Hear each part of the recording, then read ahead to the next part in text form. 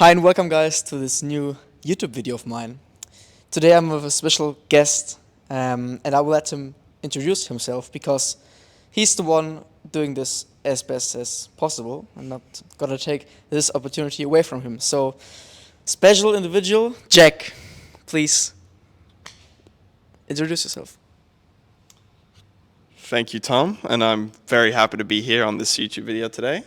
As a little introduction, I am currently interning at a company called Fingerprint for Success, and I'm aiming to be a professional business and well-being coach in the future. Just some other little stuff about me. I'm from Australia. I spent about 9 to 10 years in America, so I also consider myself a US sort of citizen, although I'm not a citizen in the US, but I really feel that a lot of my identity sort of goes to a bunch of US. But other than that, I'm really happy to be here, and yeah, back at you, Tom.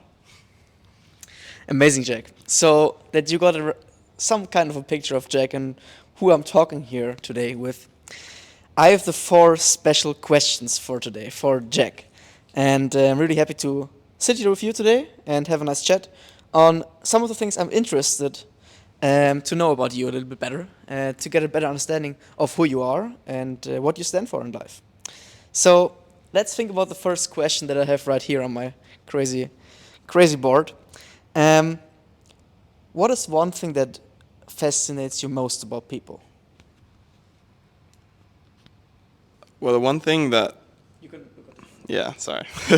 The one thing that I guess fascinates me the most about people is just, how unique all people can be. And I know that sounds like a really broad answer, but I always love to find that little sort of talent or that little niche that everybody has and really thinking about the potential and the talent that that person has and helping them grow it. So that really has my fascination for a coach, and being able to bring that out of people really underlies that. But really just thinking how special that people can be, even if it's just like one minute differences, and how all the person's experiences, culture, where they grew up, and how all of that sort of influence that, and work being another major factor as we are working, most of our lives. So just really trying to find that hidden talent that they may not even know, and really bringing that out and seeing that come to fruition.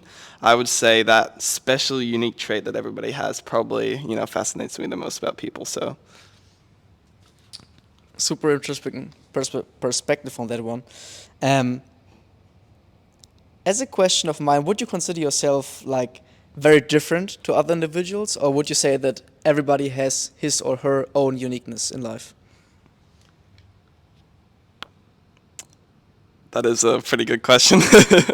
um, to answer, your first question, first, do I consider myself different from other people?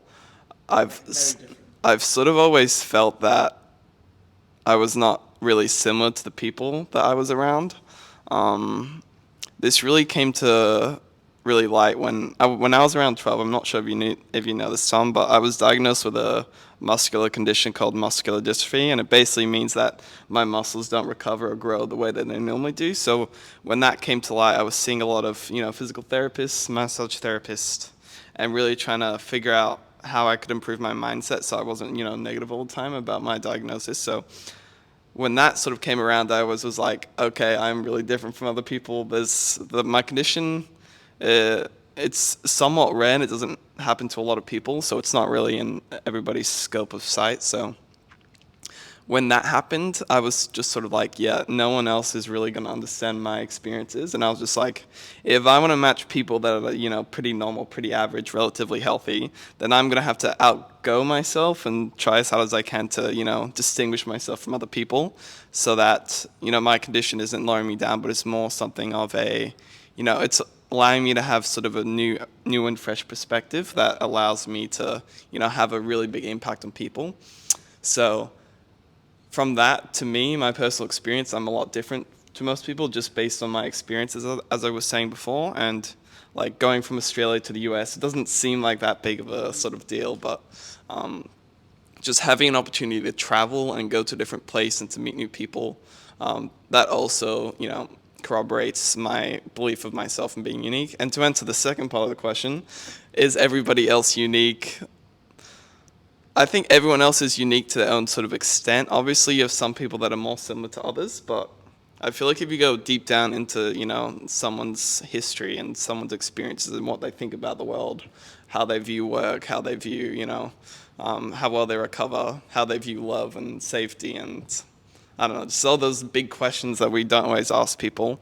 And we really dig down and figure out, what makes that person unique and special, and, what is the potential that may not, you know, the spotlight may not be on that potential yet, but there is a lot of opportunities for growth and to leverage all of that. So I would say that, yeah, everybody is unique in their own way. It's just a matter of finding it, but also that some people can obviously be more similar than other people just based on, if they have similar experiences, if they're raised in a similar location. So honestly, in short, everyone is unique. It's just a matter of finding out what they are actually unique for. So hopefully that answers your question.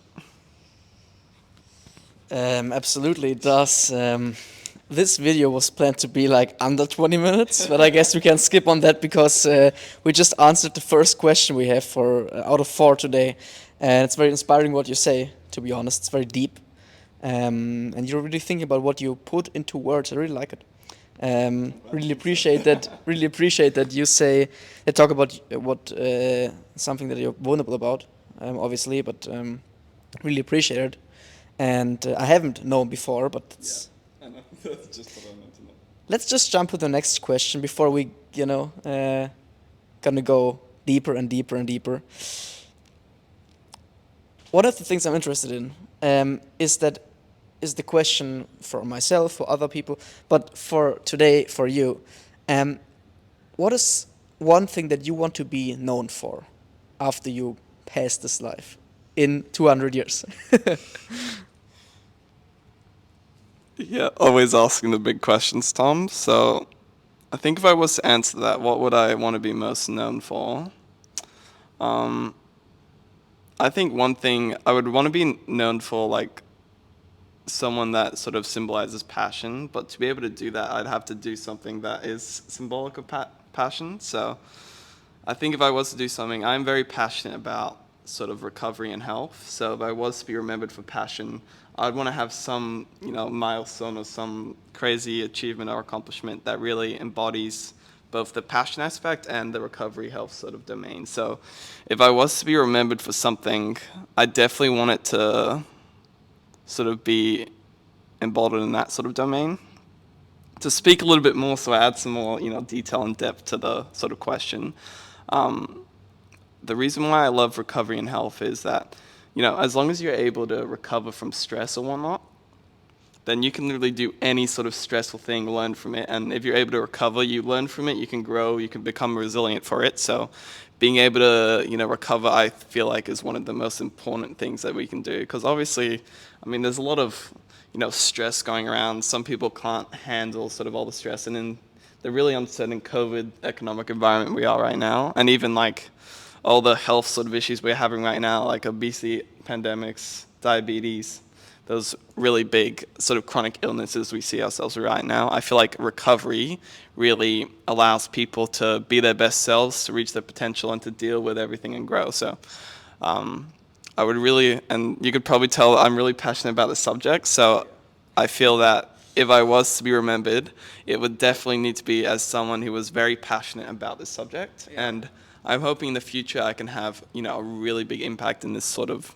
scheme, whether that's like helping people take control of their own individual lifestyles, or going to a more sort of macro sort of policy government perspective, making some changes in the way, governance structures globally and nationally address health issues. And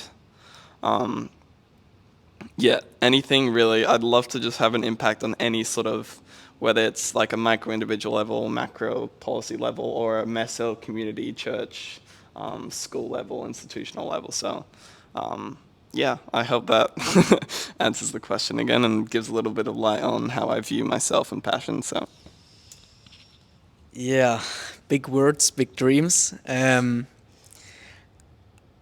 It's again very inspiring point of view, and you always like you say something, but you're also able to explain it very deeply. It's what I really like about your kind of language style, language type approach.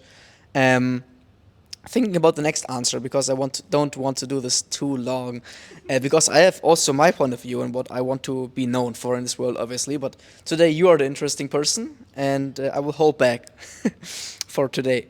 Um, Out of four questions, we have the number three, the third one, and the third one is one that just randomly came to my mind that I want to ask you. It's just what excites you in this world. What is something that really pumps you up, motivates you? What excites you? So if I was to sum up, and I'll speak very precisely to make sure we don't go over time, but one word that really sums it up for me, I guess, would be freedom. Ever since I was young, I've really loved the idea of, being free, not being held back by rules, not being held back by, conforming to other expectations. And I really love the feeling when you're able to, feel autonomous and feel like you have the freedom to choose your decisions and actions. And like with FRS, they really give me the means to do that. I've had a lot of experience with people that, you have to conform to the leader's wishes and expectations, and if you don't, they downgrade you, and I'm just like not into that sort of feeling. It feels sort of like somebody's crushing you with the weight of sort of their norms and expectations. So, what excites me really is what makes me feel free. One thing that makes me feel free is, being able to learn and increase my knowledge of subjects. Also, swimming is something that I find really fun and free. Like when you're in the water and you just, there's no gravity and you can just swim to your heart's content. Yeah. Or spending time with people you care about, friends, family, those you love, and having the freedom to actually be able to do that. So anything sort of freedom related and how it can make me feel more like I am free is really something that excites me the most. So I'll keep it short and sweet, but hope you've enjoyed that response.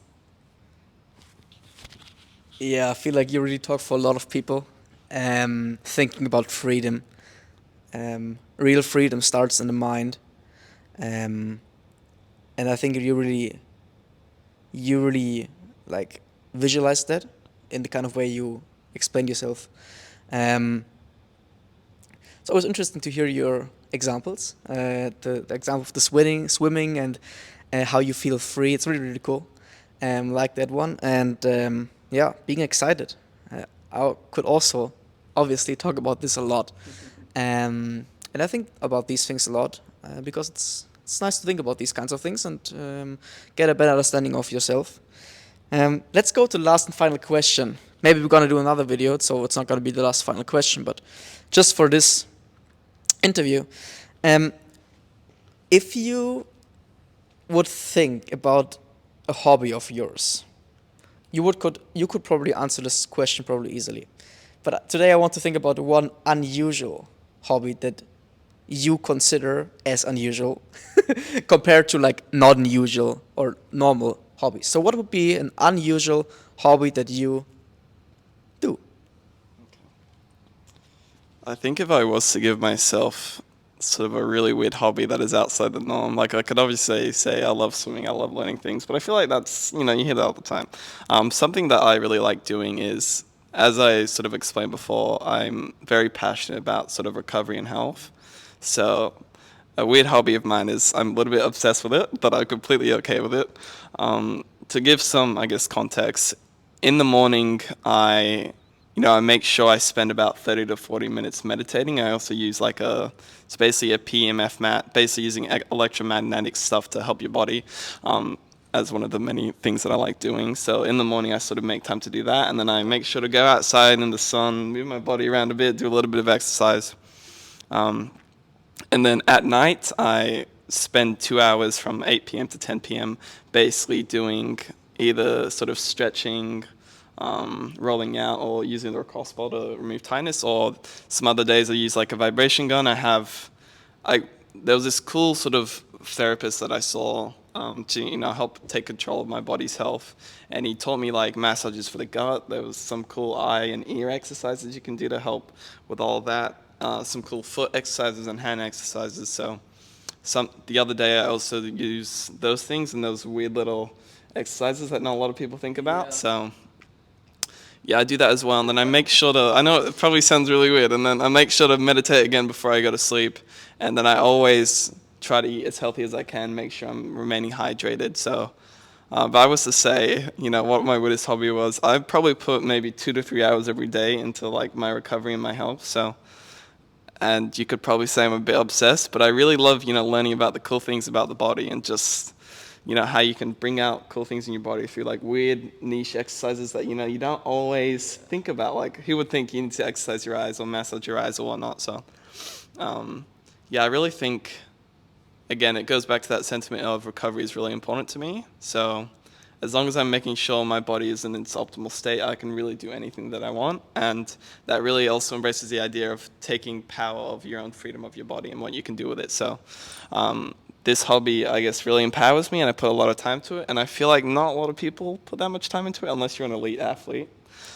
So I think that would be my really weird hobby. Right back at you. I mean, I do meditation once in a while, but not every single day in the morning for half an hour. So that's pretty unusual that you put like lots of time into recovery. Recovery is a big thing about training because lots of people think that training is just going to the gym and then that's part of the story. But training is way much more, right? Um, it's very interesting to hear that you just put so much time into things that normally people would not do, like I don't know, exercising your eyes, or probably also I don't know, your knees for knee health, or like meditation and stuff like this.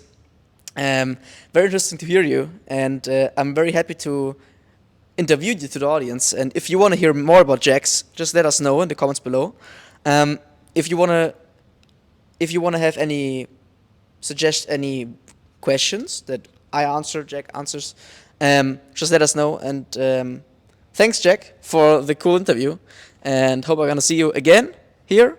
And thank you guys for watching. If you liked it, click like. If you want to subscribe, feel free to do anything. You can subscribe or unsubscribe. And hear from you on the next one. Thanks.